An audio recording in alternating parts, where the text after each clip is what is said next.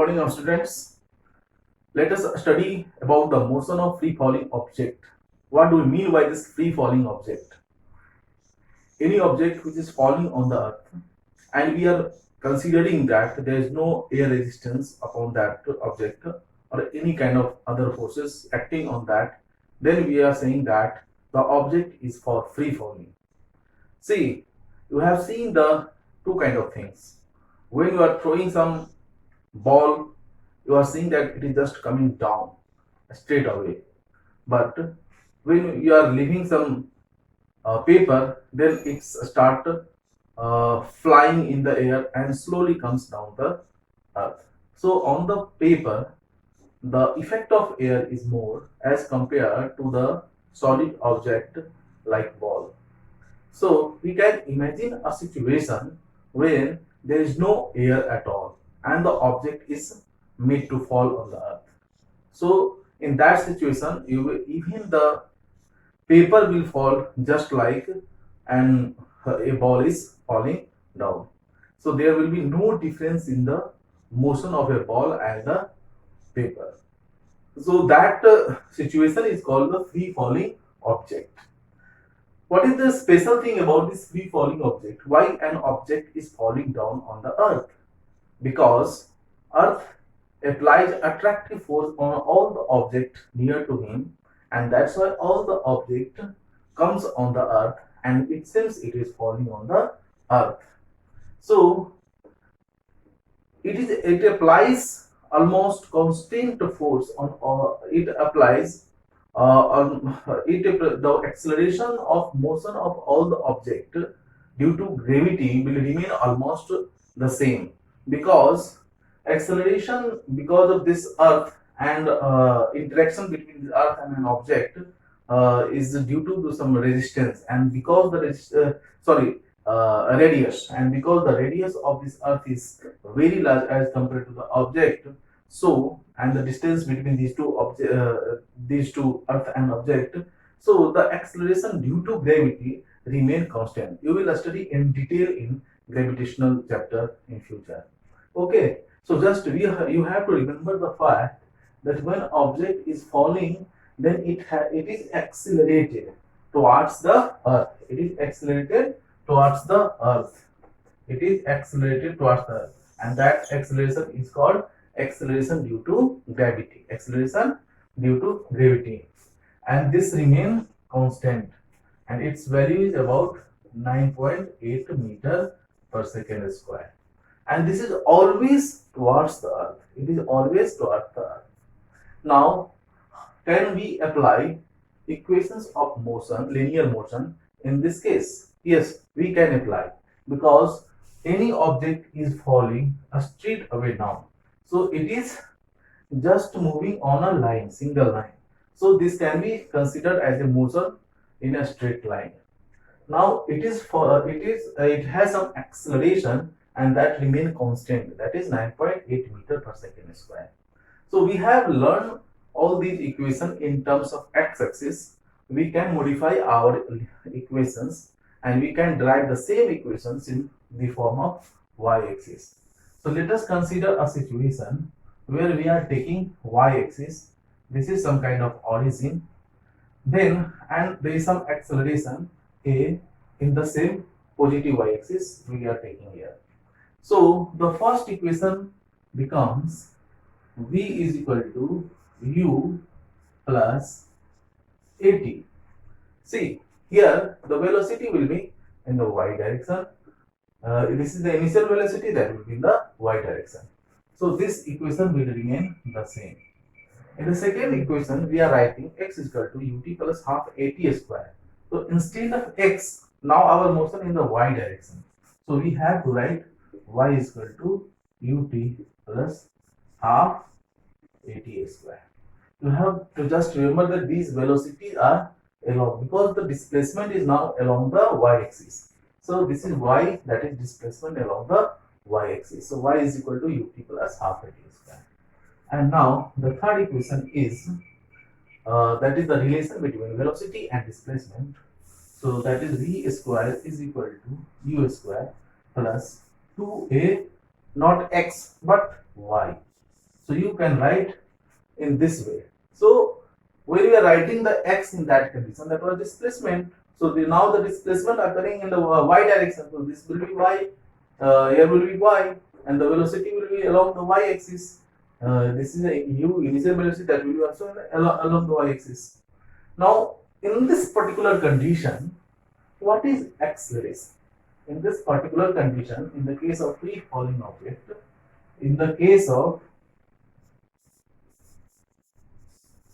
free falling object,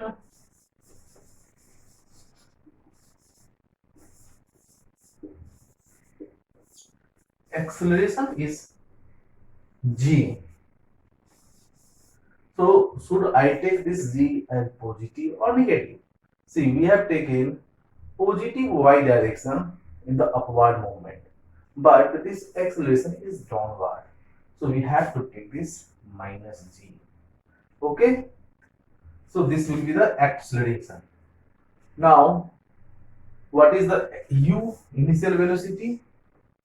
Initial velocity, there are two situations. Sometimes you are throwing object upward, and sometimes you are falling the object downward from some height. So for the time being, we are just taking initial velocity u is equal to velocity at time is equal to 0, and v is velocity at time t.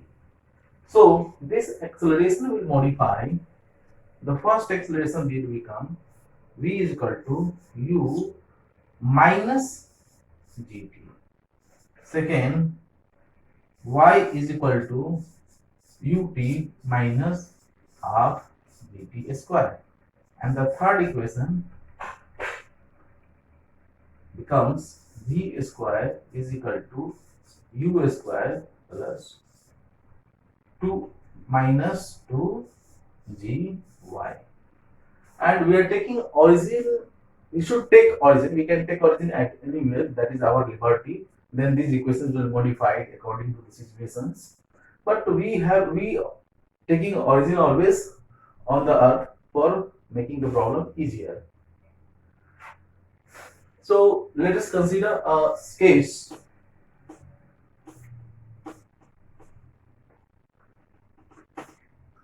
Let us consider a case when you are throwing some ball upward. When you are throwing some ball upward, you have the ball in your hand and you are just throwing up. So when you are throwing up, that means you are giving some initial velocity. So when you are throwing up some ball,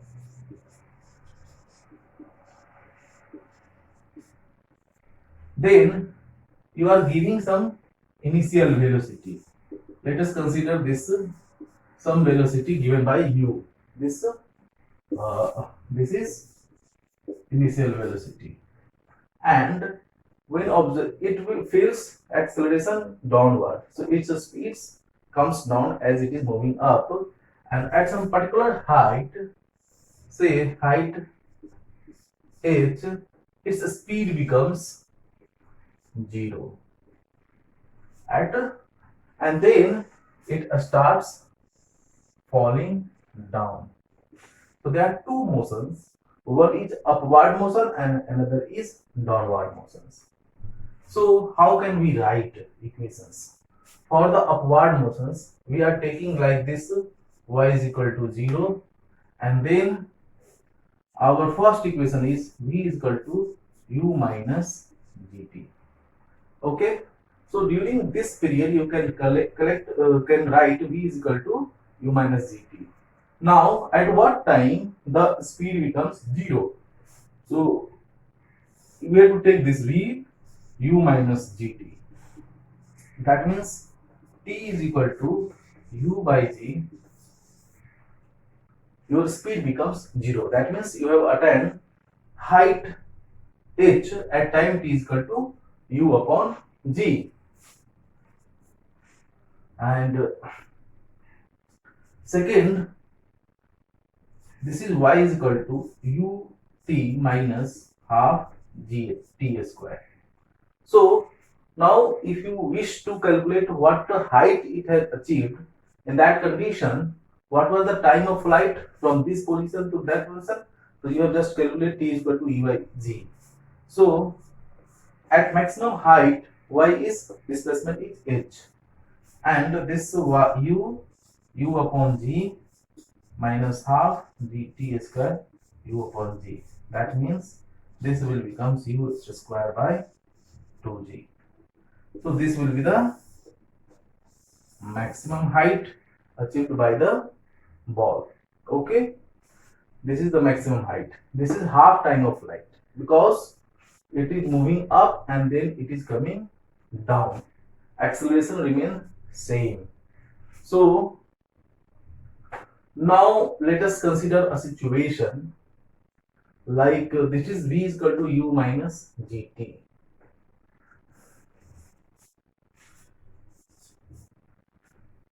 When it starts falling down, in that condition, these equations will get modified.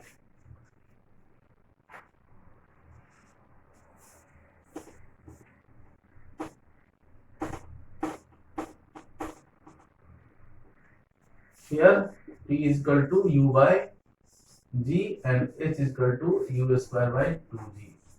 Now it starts falling down. So now it starts falling down. So we can consider this as u is equal to initial velocity is equal to becomes 0 and acceleration will become minus g. So now v is equal to u minus dt. So as time passes, that means minus dt. So as time passes, this v is coming downward. That means it should be negative, and that's why see this value is coming negative, because during this motion u is velocity is positive, but during falling in this frame of reference velocity is negative. That's why this is going minus gt. But when it reaches at this minimum on the earth, then again it achieve the same velocity u. The with velocity you are sending some object up, throwing some object up, it will fall down, then it will again gain the same speed u.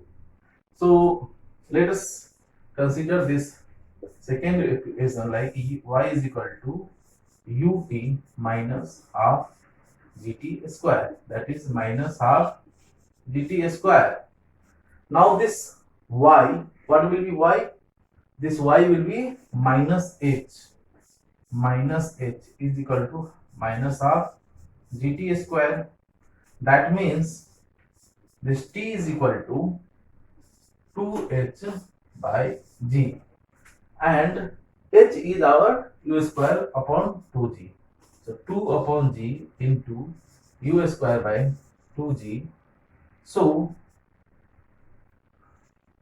this becomes our, this h is u square by 2g and this is 2 square, t square. So this becomes u square by g square. So this t is u by g. So see here, again it is taking the same time to fall down on the earth. What time it is taking going to up? U by g, and again it is coming down in the same time u by g. Okay, so putting this u by g in this equation, velocity will be at ground minus g into u by g, that is minus u. So why this minus u? Because when we are throwing some object upward, then it is taken positive according to the our selected frame of reference. But when it is falling, its movement is another direction, but its magnitude remain same. So with what speed you are sending some object, it is coming down with the same speed in the opposite direction. Okay, so that's why this is coming u. Now what will be the total flight of time?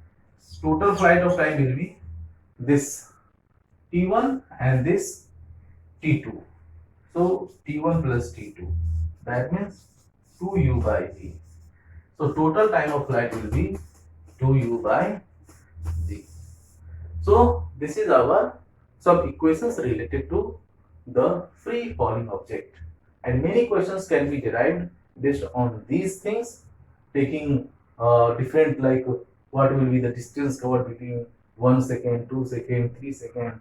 So many kind of problems can be derived, can be developed based on these concepts.